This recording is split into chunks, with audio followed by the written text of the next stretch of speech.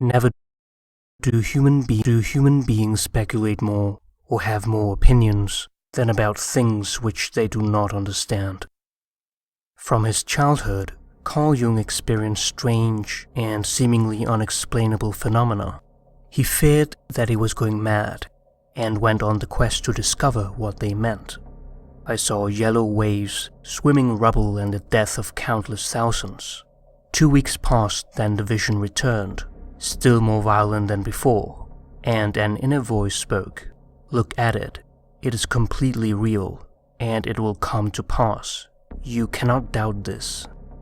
Jung had these vivid visions just before the First World War broke out. When this happened, he was sure that no schizophrenia was threatening him. He understood that his dreams and visions came to him from the subsoil of the collective unconscious. For Jung, the pressing question was, how are such meaningful events, not linked by any apparent causal chains, possible? What does this say about the physical universe?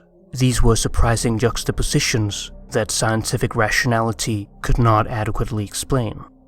As a youth, Jung not only experienced unusual visions, but also events that could not be explained in any manner. During the summer holidays, Jung was studying his textbooks and heard a sound like a pistol shot. He rushed to the room and saw that a solid table had split from the rim to beyond the center. Some 2 weeks later, he heard another sound.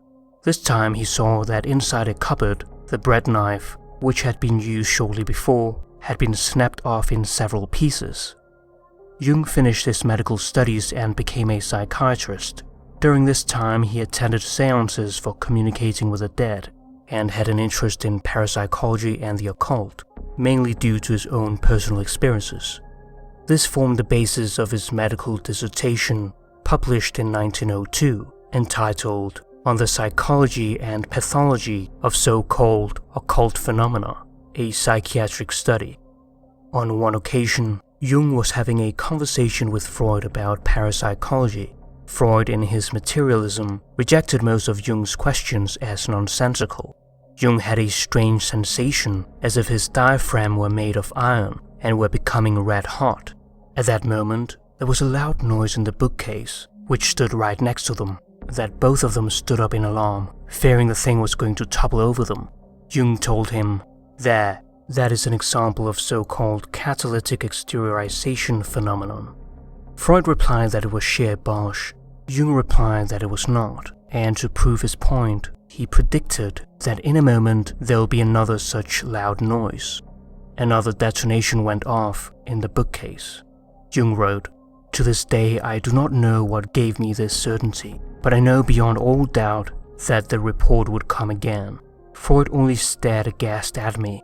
I do not know what was in his mind or what his look meant. In 1928, when Jung was drawing the mandalas present in his Red Book, the sinologist Richard Wilhelm sent him a copy of The Secret of the Golden Flower, a Taoist alchemical book of life that teaches an ancient Chinese meditation practice for achieving wholeness. Jung was struck by the parallelism between the Chinese mandala and the one he was working on, and he immediately devoured the book. In remembrance of this event, he wrote under his mandala, "In 1928, when I was painting this picture showing the golden, well-fortified castle, Richard Wilhelm in Frankfurt sent me the 1,000-year-old Chinese text on the yellow castle, the germ of the immortal body." This was a decisive point in Jung's life, where his writings shifted to a focus on the psychological significance of alchemy. He wrote that, "From Wilhelm, the spark leapt across and kindled a light that was to become for me one of the most significant events of my life. Indeed, I feel myself so very much enriched by him that it seems to me as if I had received more from him than from any other man." Jung was particularly struck by the drawing of a yogi with 5 human figures growing out of the top of his head, and 5 more figures growing out of the top of each of the heads. The picture, thought Jung, portrays the spiritual state of the yogi who is about to rid himself of his many egos and pass into the more complete, objective state of the self. Jung coined the term synchronicity and mentions it publicly for the first time in 1930 in his memorial address for Richard Wilhelm. who also translated the I Ching, or Book of Changes. He referred to it as a peculiar principle active in the world, so that things happen together somehow and behave as if they were the same, and yet for us they are not. Jung equated it with the Chinese concept of Tao, the union of opposites from the complementary pairs of yin and yang. It is based on the oneness of man and the surrounding cosmos. This is akin to the alchemical credo, as above, so below, referring to the inner world and outer world, the psyche and matter being one and the same. The aim of the Taoist sage is to live in harmony with the Tao, and thereby avoiding falling into one extreme or the other. This is, in fact, the goal of Jungian psychology, the balance of opposites. Consciousness and the unconscious is aligning the ego to the self as center of the personality. Here synchronicity plays a vital role. There's no linear evolution for individuation, self-realization. There's only a circumambulation, the circling around, in which everything is related to the center. This is represented by the symbol of the mandala. For Jung, finding one's own mandala symbol is crucial for the development of the self. For this circular movement to take place, the mandala must have a symbol, such as the sun, a castle, or a golden flower in its center. It is a visual image of the divine pattern, a manifestation of the self. The end result is the alchemical procedure Mysterium Conjunctionis, which is also the title of Jung's last great work. The opposite sides of life are united in a holy marriage. There's a heightening and clearness of consciousness and a deepening sense of unity of being. Jung comments that Atman, Tao, and Christ are different cultural symbols for wholeness that correlate the inner self with the animating principle of the cosmos. It is no longer you who live, it lives you. The oracle of the I Ching played an important role in developing his idea of synchronicity. He used it with patients in psychotherapy and could remember a great deal of meaningful answers and unusual psychological insights. For instance, he recalls the story of a patient suffering from a mother complex who feared his prospective marriage partner might be domineering. Jung opened the I Ching and it showed the hexagram 44, entitled Coming to Meet, which stated, "The maiden is powerful, one should not marry such a maiden." Jung's experiments demonstrated that there are meaningful connections between the psychic realm and the physical world. He wrote, "For more than 30 years, I have interested myself in this oracle technique, or method of exploring the unconscious, for it has seemed to me of uncommon significance. It relates to a certain curious principle that I have termed synchronicity, a concept that formulates a point of view diametrically opposed to that of causality. Since the latter is a merely statistical truth and not absolute, it is a sort of working hypothesis of how events evolve one out of another, whereas synchronicity takes the coincidence of events in space and time as meaning something more than mere chance. Causality is the way we explain the link between two successive events. The course of striking a billiard ball with a cue leads to the effect of the ball moving. Synchronicity, however, is a meaningful coincidence of outer and inner events that cannot be causally linked. The emphasis lies on the word meaningful. It occurs when an inwardly perceived event, dream, vision, premonition, thought, or mood is seen to have a correspondence in external reality. The inner image has come true. The inner world and the outer world coincide, bringing meaning to your life. Synchronicity derives from the Greek prefix syn, together, and the word chronos, time. It means existing or happening at the same time. The word coincidence implies various incidents happening together. However, a synchronicity is not a typical coincidence, but rather a meaningful coincidence of two or more events. The problem of synchronicity had puzzled Jung for a long time. When he was investigating the phenomena of the collective unconscious, he kept on coming across coincidences that were connected so meaningfully that they broke all statistical probabilities. We cannot imagine events that are connected non-causally and are capable of a non-causal explanation, but that does not mean that such events do not exist. The Nobel Prize-winning physicist Wolfgang Pauli sought therapy from Carl Jung and shared many of his dreams. A prominent quantum physicist who happened to have complex dreams was an extraordinary find. After he no longer was a patient, he would keep up his correspondence with Jung. This is documented in the book Atom and Archetype, which feature the Pauli-Jung letters. Through their joint effort, they would come to see synchronicity as an acausal principle that transcends space, time, and causality. It took nearly 20 years for them to reach the point of publishing their groundbreaking controversial ideas.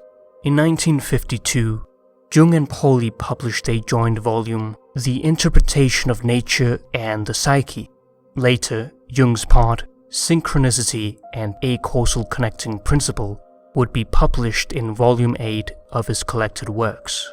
He wrote, "As a psychiatrist and psychotherapist, I've often come up against the phenomena in question and could convince myself how much these inner experiences meant to my patients.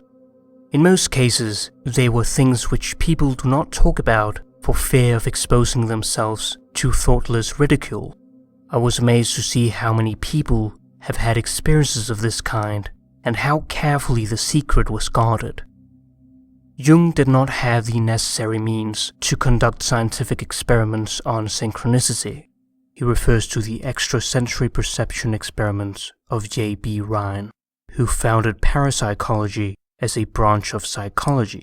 The experiments show evidence for acausal combinations of events, where chance concurrence represents a degree of improbability that would have to be expressed by an astronomical figure.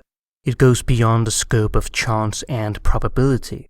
For instance, in a card experiment consisting of 25 cards with 5 different signs, the subject is separated by a screen from the experimenter and had to try to guess the cards 800 times. One young man, who in numerous experiments scored an average of 10 hits for every 25 cards, double the probable number, once guessed all 25 cards correctly, which gives a probability of around 1 in 298 quadrillion. Jung does not seek a complete description and explanation of these complicated phenomena, but to open an obscure field which is philosophically of the greatest importance. His interest in this problem is not merely scientific, but most importantly, he seeks to delve into the human soul. Jung attempts to account for synchronistic events primarily in terms of his concept of archetype, which are patterns of instinctual behavior responsible for the organization of unconscious psychic processes. Archetypes constitute the structure of the collective unconscious, which represents a psyche that is identical in all individuals and contains the images of all creation. It is the master pattern of life. The archetypes arrange the psychic material and produce meaningful patterns in the physical world.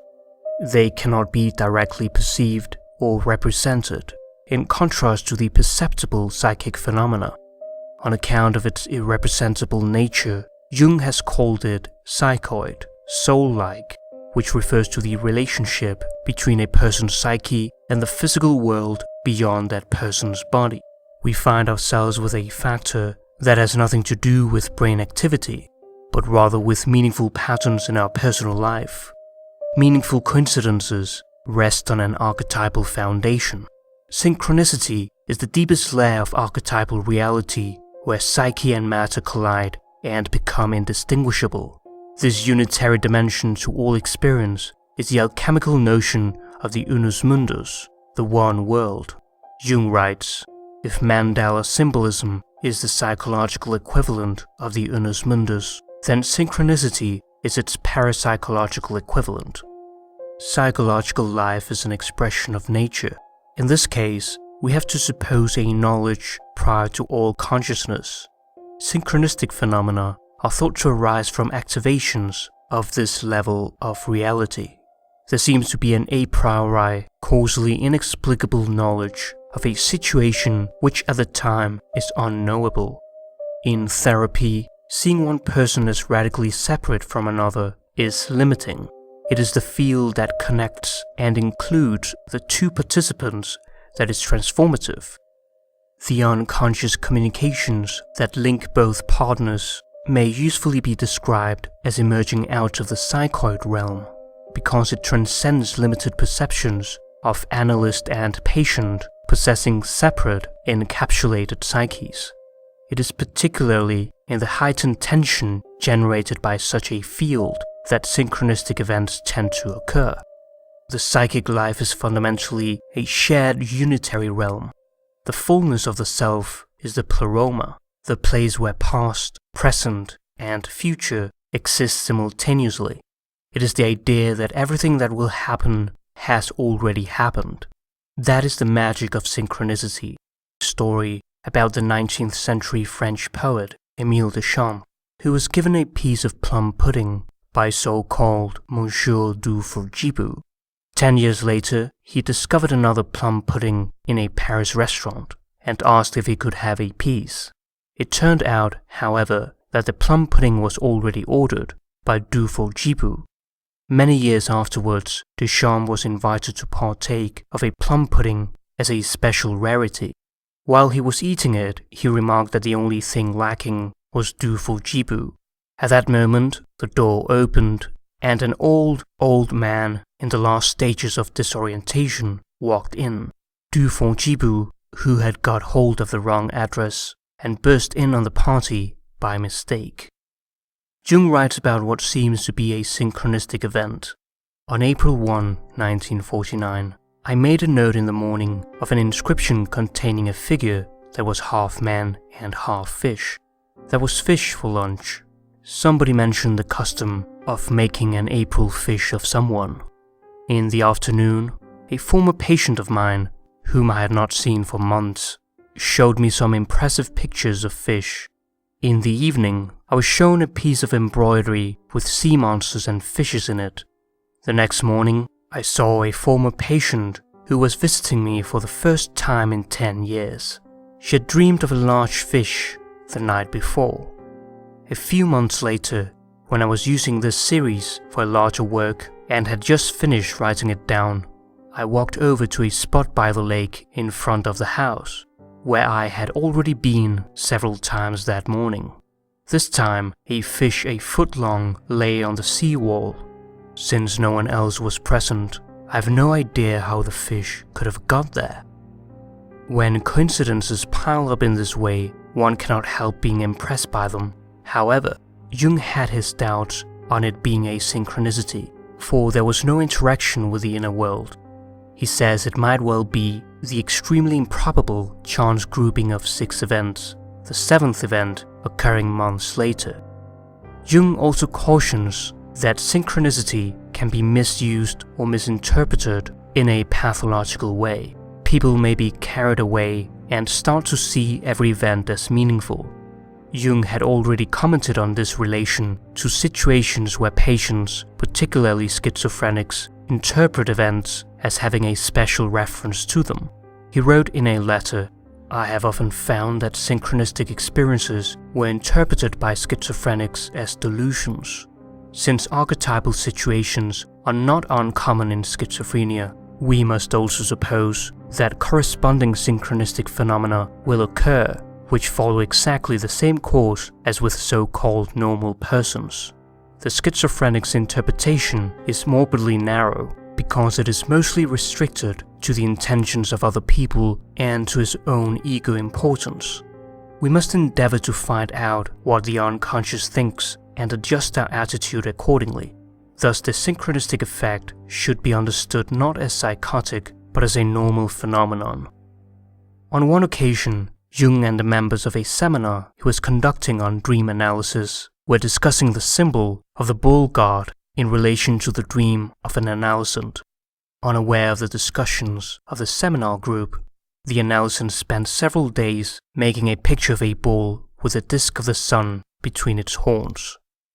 On another occasion, Jung wrote, "For instance, I walk with a woman patient in a wood. She tells me about the first dream in her life that had made an everlasting impression on her. She had seen a spectral fox coming down the stairs in her parental home. At this moment, a real fox comes out of the trees not 40 yards away and walks quietly on the path ahead of us for several minutes. The animal behaves as if it were a partner in the human situation.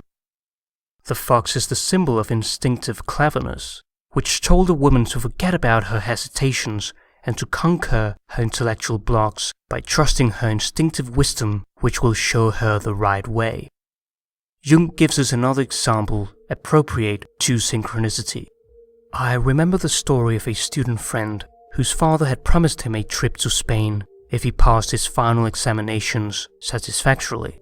My friend thereupon dreamed that he was walking through a Spanish city. The street led to a square where there was a Gothic cathedral. He then turned right around a corner into another street. There he was met by an elegant carriage drawn by 2 cream-colored horses. Then he woke up. He told us about the dream as we were sitting round a table drinking beer. Shortly afterward, having successfully passed his examinations, he went to Spain, and there, in one of the streets, he recognized the city of his dream. He found the square and the cathedral, which exactly corresponded to the dream image. He wanted to go straight to the cathedral, but then he remembered that in the dream he had turned right at the corner into another street. He was curious to find out whether his dream would be corroborated further. Hardly had he turned the corner when he saw in reality the carriage with the 2 cream-colored horses. For Jung, the sentiment of déjà vu is based on a foreknowledge in dreams that can also occur in the waking state. In this case, chance becomes highly improbable because the coincidence is known in advance. Jung tells the story of one of his patients whom he pulled out of a depression. The patient's wife put a tremendous burden on him, which he was incapable of coping with. After a year of marriage, he fell into a new depression. Jung told him to come and visit him, but due to the influence of his wife, the patient did not reply back. At that time, Jung returned to his hotel at midnight after lecturing. He wrote, "At about 2 o'clock, I must have just fallen asleep. I awoke with a start and had the feeling that someone had come into the room. I even had the impression that the door had been hastily opened. I instantly turned on the light, but there was nothing. Someone might have mistaken the door, I thought, and I looked into the corridor, but it was still as death. Odd, I thought. Someone did come into the room. Then I tried to recall exactly what had happened, and it occurred to me that I had been awakened by a feeling of dull pain, as though something had struck my forehead and then the back of my skull. The following day I received a telegram saying that my patient had committed suicide. He had shot himself. Later, I learned that the bullet had come to rest in the back wall of the skull." This synchronicity was observed in connection with an archetypal situation, in this case, death. Jung had perceived something atemporal and aspatial, which in reality was taking place elsewhere. In this case, the unconscious had knowledge of his patient's condition. Perhaps Jung's most well-known example of synchronicity is that of the scarab, an important Egyptian symbol in the form of the archetype of rebirth and transformation. Jung had a hard time with his patient, who was psychologically inaccessible. The patient was extremely rational and would not believe anything about the unconscious. Jung wrote, "A young woman I was treating had, at a critical moment, a dream in which she was given a golden scarab. While she was telling me this dream, I sat with my back to the closed window. Suddenly I heard a noise behind me, like a gentle tapping. I turned round and saw a flying insect knocking against the window pane from outside. I opened the window and caught the creature in the air as it flew in. It was the nearest analogy to a golden scarab that one finds in our latitudes.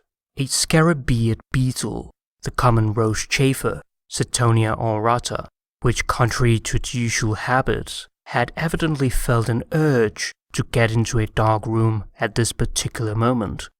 I must admit that nothing like it ever happened to me before or since, and that the dream of the patient has remained unique in my experience. This seems to suggest that abnormal random phenomena may occur when a vital need or urge is aroused. Jung handed the creature to his patient with the words, "Here is your scarab." The experience broke the ice of her intellectual resistance. It helped her get in touch with her feelings and had a transformative impact on her, connecting her dream world to her waking life. Her ego died, giving birth to a new self. Jung uses these examples only as a paradigm of the innumerable cases of meaningful coincidence that have been observed not only by him but by many others and recorded in large collections. Synchronicities accompany the crucial phases of the process of individuation, but too often they pass unnoticed because the individual has not learned to watch for such coincidences and to make them meaningful in relation to the symbolism of his inner life. Be on the watch for events in your life that may seem random and see what meaning might come up for you if you let them live within you for some time. Synchronicity is a way of coming to realize what is in our deepest, undiscovered self. In 1961, Jung had just finished his last work, a contribution to man and his symbols, entitled Approaching the Unconscious, after a dream advised him to make his works accessible for the general public. 3 days before his death, he had several dreams, the last of which were communicated to us.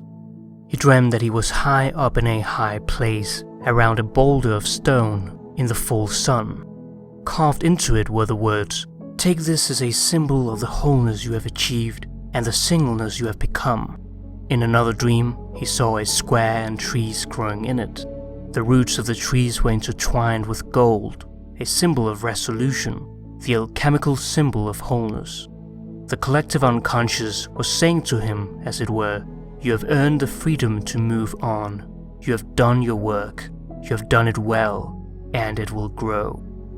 Just before Jung's death, his friend Lawrence van der Post, who was on a voyage from Africa to Europe, had a dream of Jung waving goodbye. Nature joined in a couple of hours later. A thunderstorm swept over, and lightning struck and destroyed one of Jung's favorite trees in the garden where he used to sit. Some years later, Van der Post was filming a documentary at the Jung house in Zurich, when the moment came for him to speak directly to the camera about Jung's death, and he came to the description of how lightning demolished Jung's favorite tree. The lightning struck in the garden again. Synchronicity is an ever-present reality for those who have eyes to see.